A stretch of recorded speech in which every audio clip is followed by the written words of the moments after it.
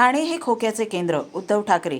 आताचे भाजपमधील चित्र पाहिले तर याच संकरित भाजपसाठी संघ भाजपच्या कार्यकर्त्यांनी आपले आयुष्य पणाला लावले का, असा प्रश्न त्यांनी उपस्थित केला. ठाणे हे खोक्याचे केंद्रबिंदू आहे. या केंद्रबिंदूच्या बुडाला मशालीने आग लावली तर संपूर्ण राज्य गद्दारमुक्त होईल, अशी टीका करत गद्दारांना क्षमा नाही, हे आनंद दिघे यांचे संस्कार विसरू नका, असे आवाहन शिवसेना ठाकरे गट पक्षप्रमुख उद्धव ठाकरे यांनी शनिवारी ठाण्यातील सभेत बोलताना केले.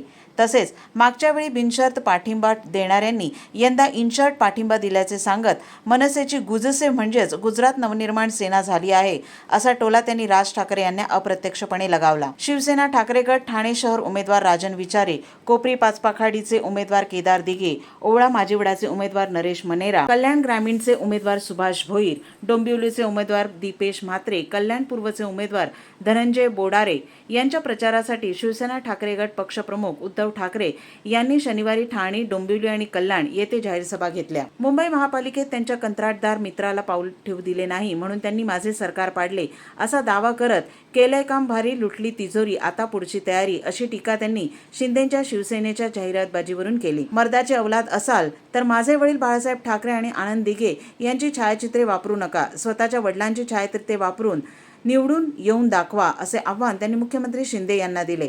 काही जण चोरून वारसदार झालेत, परंतु मी आणि केदार दिघे असे आम्ही दोघेच रक्ताचे आणि विचारांचे वारसदार आहोत, असाही टोला त्यांनी लगावला. निष्ठा, स्वाभिमान नावाचा प्रकार आताच्या भाजपमध्ये राहिलेला नाही. लोकांची घरे फोडणारे, पेटवणाऱ्या भाजपच्या राजकीय गर्भात आता इतर पक्षांची बीजे आहेत.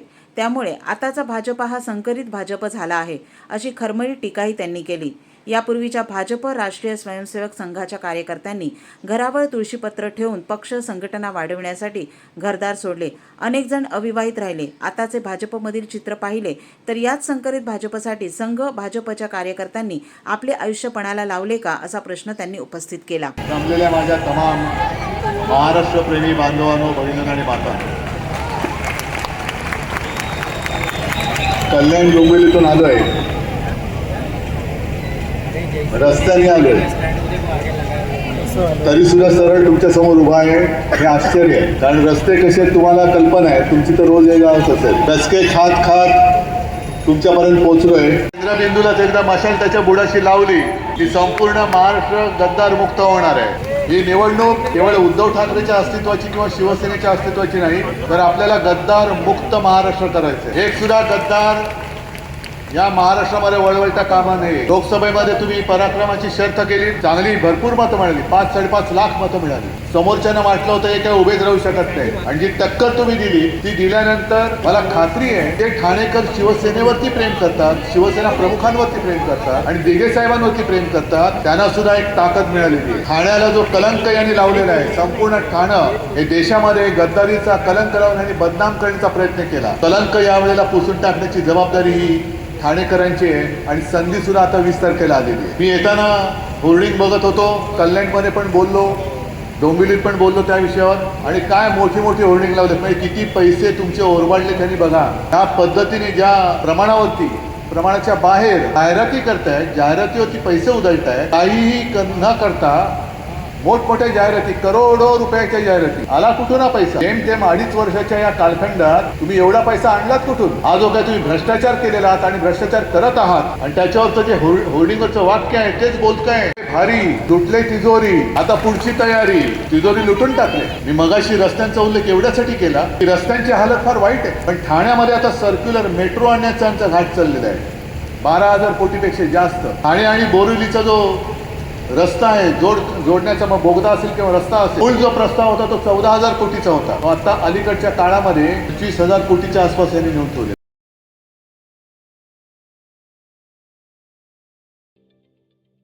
ठाणे महानगरपालिकेचे मालमत्ता कर म्हणजेच प्रॉपर्टी टॅक्स भरण्याचे आवाहन. सन 2022-23 या आर्थिक वर्षाचे मालमत्ता कराचे म्हणजेच प्रॉपर्टी टॅक्सचे बिल ठाणेकर करदात्यांना महापालिकेमार्फत आर्थिक वर्षाच्या सुरुवातीस म्हणजेच माहे एप्रिल 2022 मध्ये देण्यात आलेले आहे. तथापि अद्यापही काही करदात्यांनी मालमत्ता कर महापालिकेकडे जमा केलेला नाही. सध्या आर्थिक वर्षाचा अंतिम टप्पा सुरू झाला आहे. मालमत्ता कर वसुलीसाठी महापालिकेतर्फे कडक कारवाई हाती घेण्यात आली आहे. या अंतर्गत जंगम मालमत्ता, टीव्ही, फ्रीज, वाहन व इतर जप्त करणे तसेच स्थावर मालमत्ता वॉरंट बजावून जप्त करण्यात येत असून मालमत्तेचा जाहीर विक्रीद्वारे लिलाव करून कराची रक्कम वसूल करण्यात येत आहे. मालमत्तेस पाणी पुरवठा करण्यात येणारे नळ संयोजन खंडित करण्यात येत आहेत. त्याचप्रमाणे थकीत मालमत्ता करावर 2% व्याज आकारले जात असल्याने भरावयाची रक्कम वाढत आहे. आपला मालमत्ता कर propertytax.thanecity.gov.in या लिंकद्वारे तसंच गुगल पे, फोन पे, पेटीएम याद्वारे ऑनलाईन पद्धतीने करण्याची सुविधा उपलब्ध करून दिली आहे. शनिवार, रविवार व सार्वजनिक सुट्टीच्या दिवशी नागरिकांना मालमत्ता कर भरणे सोयीचे व्हावे याकरता महापालिकेचे मालमत्ता कर संलग्न कार्यालय या दिवशी कार्यान्वित ठेवण्यात आलेले आहे. तरी मालमत्ता कर वसुलीची अप्रिय कारवाई टाळण्याच्या दृष्टिकोनातून मालमत्ता कर भरून महापालिकेस सहकार्य करावे. धन्यवाद.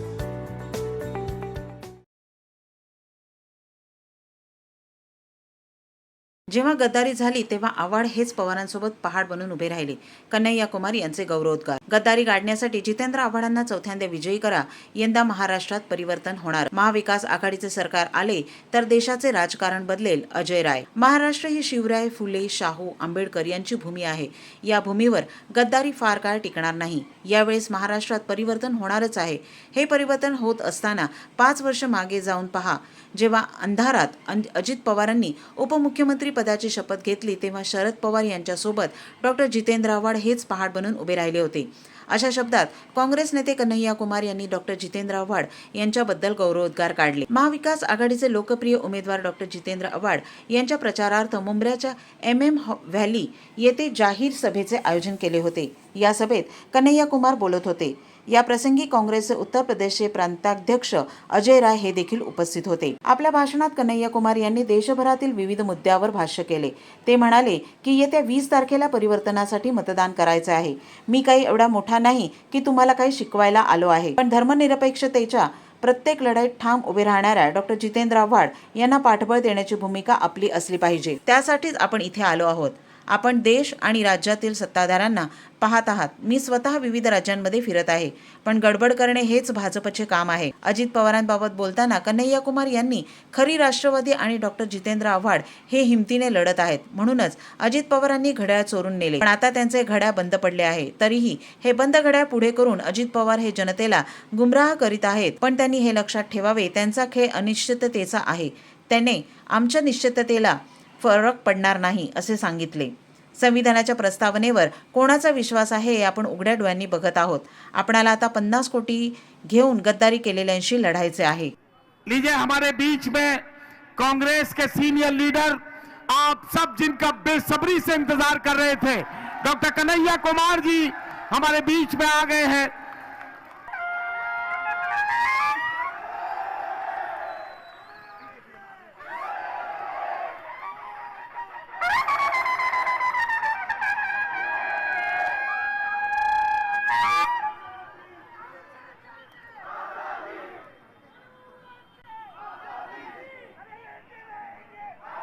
का चुनाव होता है. नाली, गटर, रास्ते और लाइटें लगाना कॉर्पोरेशन की जिम्मेदारी होती है. ठीक है, हवाट सब ये काम कर देते. ये चुनाव MP और MLA चुनाव, साल में लंगड़ी सरकार बन गई. 400 पार नहीं हो पाए. नीतीश और चंद्रबाबू नायडू के टेके के ऊपर ये भाजपा सरकार है और इंशाअल्लाह ताला जालिम जहां तक पहुंच रही है, मुंब्रा के मेरी माओं का, मेरी बहनों का, आदरणीय बुजुर्गों का, नौजवान दोस्तों का और प्यारे बच्चों का मैं क्रांतिकारी इस्तकबाल करता हूं. आपका हार्दिक अभिनंदन करता हूं. आप हमारे साथ एक नारे को बुलंद कीजिएगा. आवाज दो,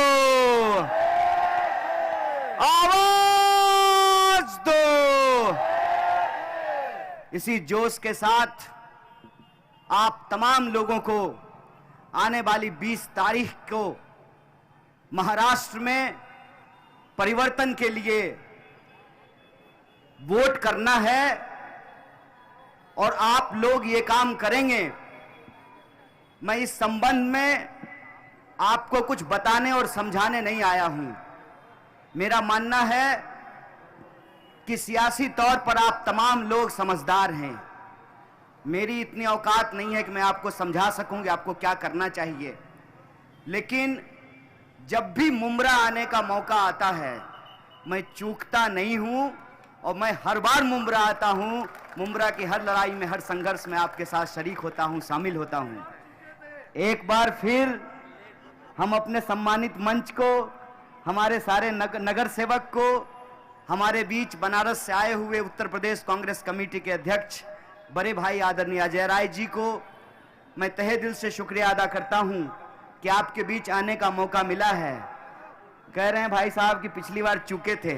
अरे पिछली बार एक सभा में नहीं आए, उसका जुर्माना यह है कि दिन भर 10 सभा आप लोगों ने हमसे करवाया था। साथियों, मैं आपसे सिर्फ 3 बात कहना चाहता हूं।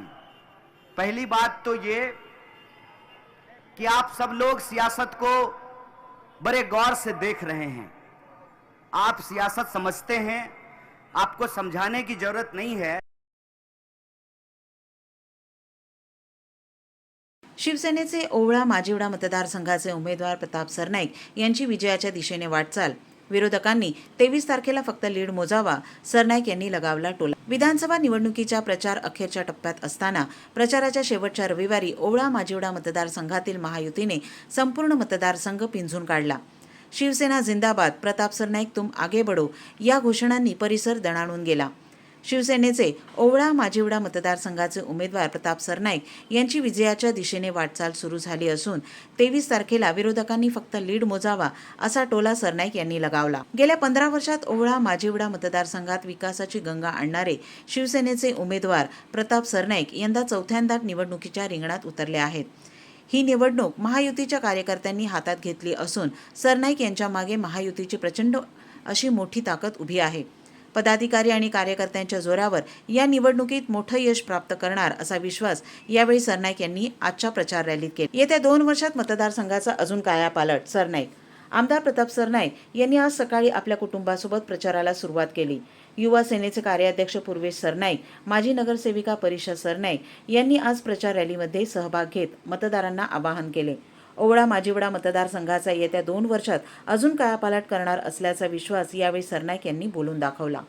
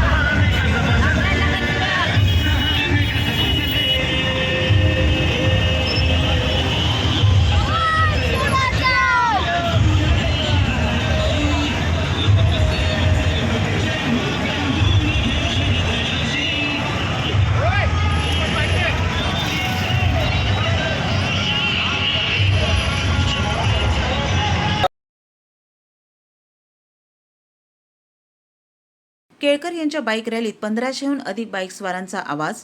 केळकर साहेब आगे बढ़ो. ठाणे शहर विधानसभेचे उमेदवार संजय केळकर यांच्या शनिवारी निघालेल्या रॅलीला हजारोंचा प्रतिसाद मिळाला असताना रविवारी सुद्धा हिरानंदानी इस्टेट भागातून निघालेल्या बाईक रॅलीला दमदार प्रतिसाद मिळाला. या बाईक रॅलीत 1500हून अधिक बाईकस्वार सहभागी झाले होते. केळकर यांनी देखील बाईकवर बसून आपला प्रचार केला. प्रचार आता अंतिम टप्प्यात आला असून केळकर यांनी आता आघाडी घेतली असल्याचे दिसत आहे. प्रचाराच्या शेवटच्या दिवसाआधी म्हणजेच रविवारी सकाळी केळकर यांच्या प्रचारासाठी बाईक रॅली काढण्यात आली होती. या बाईक रॅलीत आमदार निरंजन डावखरे, भाजप युवा मोर्चाचे महाराष्ट्र प्रदेश अध्यक्ष अनुप मोरे, भाजप ठाणे शहर जिल्हा अध्यक्ष संजय वाघुले, शिवसेना शहर अध्यक्ष हेमंत पवार व महायुतीचे हजारो कार्यकर्ते उपस्थित होते. या रॅलीत 1500हून अधिक बाईकस्वार सहभागी झाले होते. ज्या भागातून ही रॅली जात होती त्या ठिकाणी केळकर यांच्या या रॅलीला दमदार प्रतिसाद मिळत होता. ठाणे शहर जिल्हा युवा मोर्चाचे अध्यक्ष सूरज दळवी यांच्या नेतृत्वाखाली ही महारॅली आयोजित करण्यात आली होती. युवा मोर्चाच्या सर्व कार्यकर्ते व पदाधिकाऱ्यांनी या महारॅलीकरिता मेहनत घेतली.